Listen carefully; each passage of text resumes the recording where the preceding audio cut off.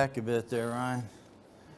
Lord, I lift your name on high. I sang that on a missions trip to London, like every single day. We went around to all these RE classes, religious education classes. In public school, they had these classes, and you can go in there and just flat out preach the gospel and then sing. So I did that all around London with a group, and then we preached and did street evangelism, but it's going back a bit. Ecclesiastes chapter 6.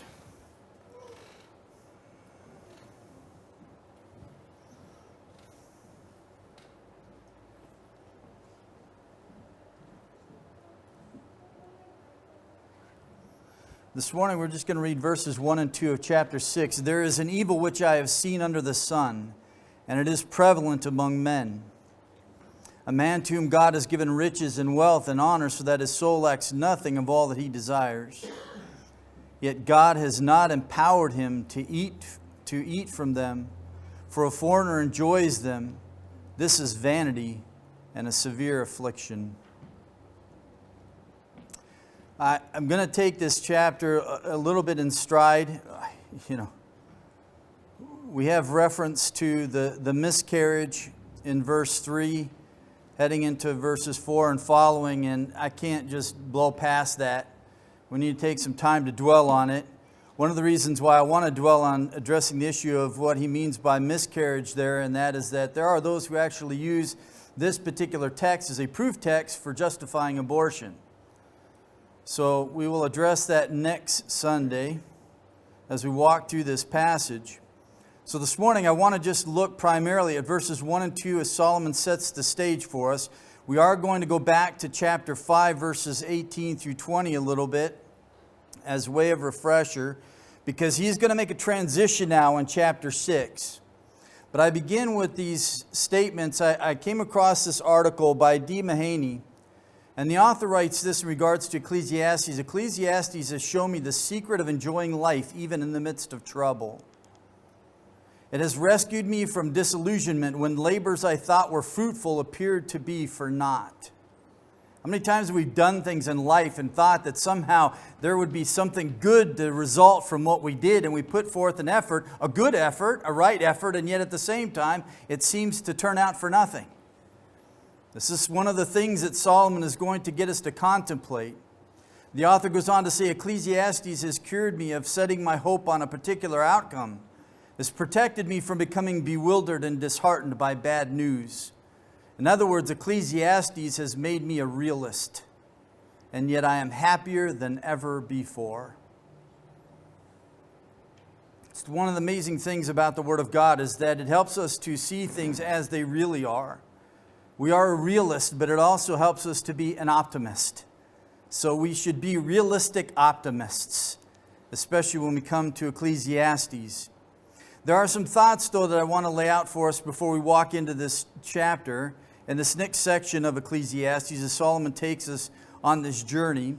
And these thoughts are from previous passages we've looked at, but also preparing us for what is to come. So I will continue to do this where I will just lay out some things some key issues that Solomon addresses. And so I want them, keep them fresh in our mind, not only looking back to what we've looked at, but also as we move forward. The first is this, that mankind searches for happiness and enduring substance. We're surrounded by those who do this. In Ecclesiastes, it presents to mankind an invitation to enjoy life. As much as Solomon gets into the nitty-gritty of things and he sort of paints these bleak pictures, at the same time, it calls us to a life of enjoyment. In other words, it challenges us to an unparalyzed life of uncertainties. Enjoy life as God's gift. We see it for what it is. And we don't have to be paralyzed by those things that we don't understand or by the answers or the questions that we can't seem to find answers to. He challenges us to keep moving ahead and realizing that God is in control. And therefore, we don't need to fret. We don't have to put all the pieces together in every moment of our life. Sometimes I know we get frustrated, right? And this for us sometimes is how we would define a life that is truly satisfying, is when it makes sense to us all the time. But life isn't going to make sense to us all the time.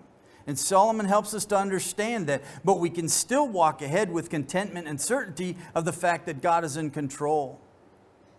We can be undepressed by life's shortness, and we can enjoy life as God's gift. It shows us that we must be reverent towards God as we serve God, and we can enjoy this life as God's gift. Not only that, but Solomon helps us to understand that God is sovereign. He is in providential control of all things.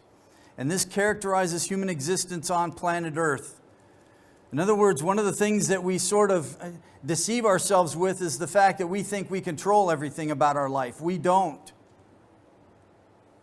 And so what Solomon does is he challenges us that we must believe that God is the Creator with whom we cannot trifle. We cannot take Him lightly.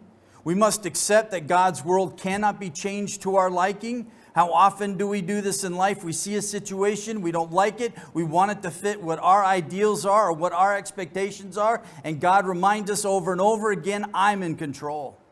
It's my calendar, not yours. And what I have found over life and watching God work is that His timing is always perfect. Not only that, but we cannot extrapolate the future on the basis of the present because the pattern keeps changing in accord with God's plan. This frustrates us sometimes. We think things are going to work out a certain way. Chapter 7, he's going to talk about life under God. And in verse 14, he says this of chapter 7, when times are good, be happy, but when times are bad, consider this. God has made the one as well as the other, therefore no one can discover anything about their future. Sometimes we really don't have a problem, right, when things are good and praising God, but when things aren't so good and when we might be in the midst of a trial and suffering, and somehow it's hard for us to grasp the fact that God is still in control. For the young people on Friday night, we're going Philippians chapter 1, and Paul is talking about the fact that God has grace gift us. Two things that He gifted us with His grace: faith in Jesus Christ and suffering for Jesus Christ. And I ask the youth, how can you understand this, right? That this is a grace gift, this suffering that we go through in life. We see the good things as a gift from God, but what about the bad things? What about the suffering that comes in our life? And I'm not talking about the consequences of our own sin. Solomon helps us to understand that we must believe that God is the judge and He will bring all wickedness into judgment. And this next section, we move into chapter 6, and if I will, this is going to be the title for the next series of sermons from chapter 6, Possessing Everything, Enjoying Nothing. This is the conundrum. He ends with a positive note in chapter 5, and then he moves right into chapter 6 with this difficult thought that comes. And he is going to lay it out for us in verse 2, the man to whom God has given riches, wealth, and honor, so that his soul lacks nothing that he desires, and yet God has not empowered him to eat from them. God has not enabled him to enjoy them. How can this be? How is it that this person can have these things and enjoy them, but this person can have these things and not enjoy them? Doesn't make sense. Sometimes there are these enigmas in life that we look at life and there are questions that are raised that we don't know the answer to, and Solomon is going to address this. But he moves from talking about the issue of money, and he was very clear on this. Money in and of itself is not bad, but he's going to help us to understand from the observation in chapter 6, verse 2, that wealth does not hold its own enjoyment in and of itself.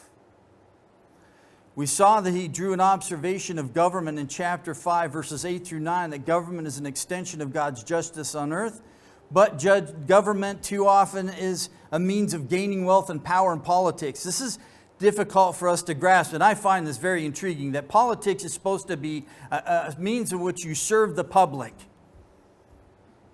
Right? It's public service. This word politic comes from polis, the Greek word city. It's about the city. It's about serving the people. But how can something that is about a public service be something in which someone can be so self-serving? How do you go into it broke and come out filthy rich? I mean, ask Joe Biden. He likes to tout the fact that he was a broke congressman, broke more than anyone else who sat in Congress, and yet Unfortunately, political corruption and oppression have been around for a long time. This is nothing new under the sun. Because God's judgments aren't always swift, at least swift in our estimation of what swift ought to be, sometimes there are those who think that God is ignoring the plight of the oppressed, but He is not. His word makes clear He does see, He does care, and He will make the guilty pay. Solomon then moved to the observation of society in verses 10 through 17. What is truly sad is that money, the all-consuming passion for so many people around us, find no satisfaction in it ultimately.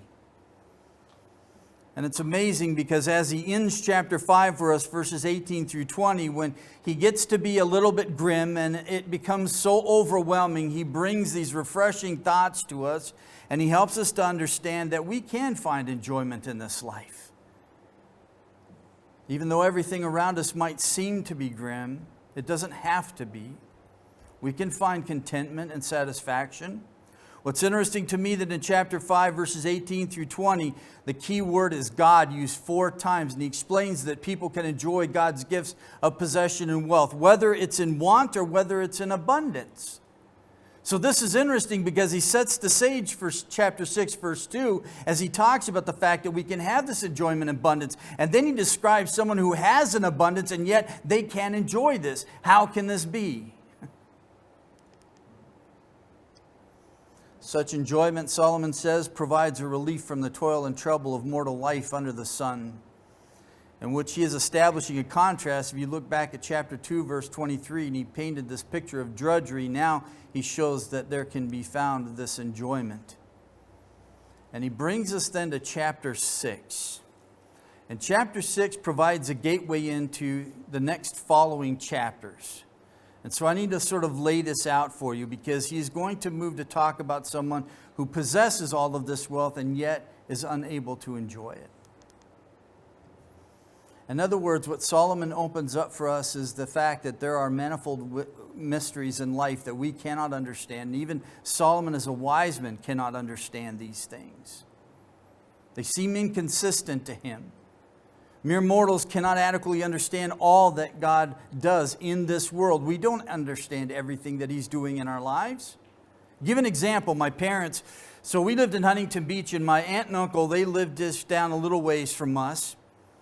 And my aunt and uncle were deciding that they were going to move. My grandmother was living with them at the time. She was going to go to a retirement home for SIM missionaries in Florida. And so my aunt and uncle said, we don't need a house this big, let's move into something smaller. So they were putting the house up for sale. Well, my mom and dad decided they wanted to buy the house. So they sold the house where we lived in Huntington Beach and moved down the road a ways and bought my uncle's house.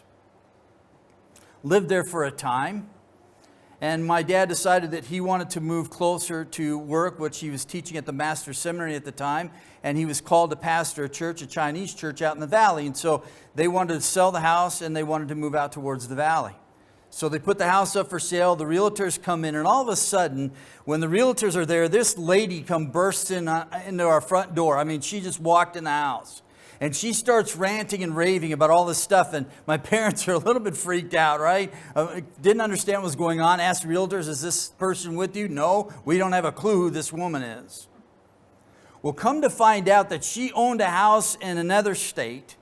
And she was going to sell this house. And she found that she couldn't sell her house because it was contaminated with radioactive materials.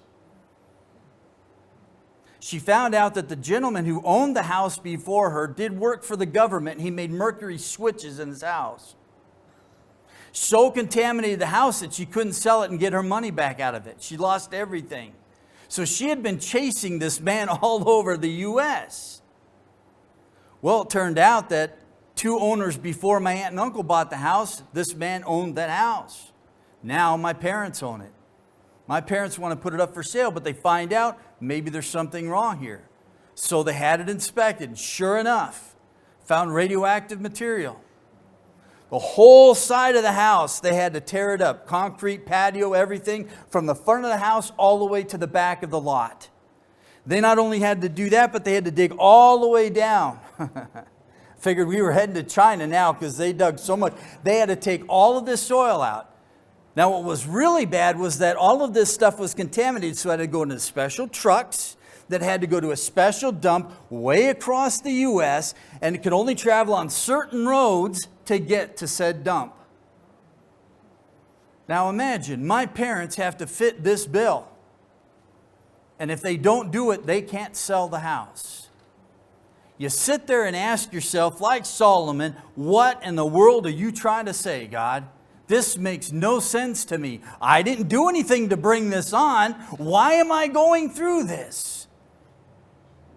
We have these enigmas in our life, questions that we can't immediately find answers to. Solomon says there's a way to deal with them. And so he's going to help us to do that in this chapter. So what's interesting is that he lays out three things. These are three test cases: a full treasury, a full quiver. Notice verse 3 of chapter 6, if a man fathers 100 children, I can't even hardly handle 6, 100 children, right? So what if you have a full quiver, right? There's a serious retirement plan there. And then chapter 6, what if you had a full life? Even if a man lives 1,000 years twice. I don't want to live 80 once, right? But he's trying to paint the biggest picture possible. And in every single one of these, this is an example that he's laying out for us. Test case number 1, a full treasury. Test case number 2, a full quiver. Test case number 3, a full lifespan. So what if you have all of these things, right? You have everything possible, everything that your heart can desire. Wealth, honor, family, long life, education, whatever it is. How can you have all of these things and find no joy in these attainments? How can you not enjoy them? Now I have to tell you this, that this opens a gateway for Solomon, because now he's going to talk about man's outward fortunes. He's going to then talk about man's character in chapter 7, and then he's going to consider the role of government, chapter 8. So I say chapter 6 is sort of a gateway that opens up into a series of things he's going to address. But what he says here is important for us. We begin just with this, verses 1 and 2, a full treasury. Riches, wealth, and honor. What more could you ask for in this life? What more could you seek under the sun? What's interesting is how he introduces this verse 1 for us. First, he tells us that there is this constancy of this ominous observation. Something that he has observed before, he's going to observe it again. He ends with this reference in the end of chapter 6, verse 2. This is vanity, a severe affliction. He returns to similar wording he's done before, but he understands, look, this is evil. And this is his observation. And we read this, we can see also his experience in this, but these are things that he looks around and he sees them. And so this is his test case. And as he lays it out, we said this is like a journal, but if we want to put it in more contemporary terminology, this is his blog. And this blog comes in a heavy tone. He's going to take us deep again. He brings our head above the water, chapter 5, verses 18 through 20, and then he takes us back in again. He's going to bring our head back up again, and then he's going to take us back down again. But I find it interesting that he begins this way emphatically. And he does this often in Ecclesiastes, where he uses terms in very strong terms in very emphatic way. Chapter 5, verse 9, he begins the first word as he begins in the Hebrew text, prophet.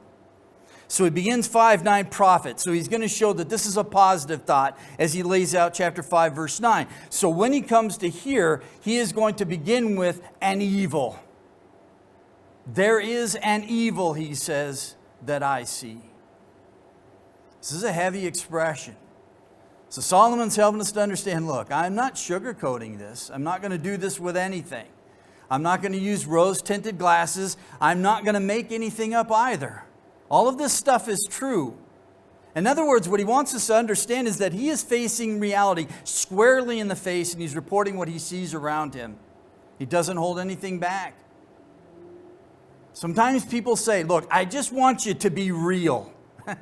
And sometimes I have to say to them, are you sure? Are you sure you want to be real? Because if we really do want to be real in our life, right? Like our own life, I really want to grow. And therefore I want to get real about maturity in my life and growing in the faith. Do you really want to get real? Because if you want to grow in the faith and you want to get real about your life and relationship with God, that means that if you want to build up, you must dig down. That means you got to deal with the sin in your life. 1 John chapter 1, you got to be honest with yourself. You say you have fellowship with Him, and yet you continue to walk in darkness. You lie, right? And you do not practice the truth. You want to get real?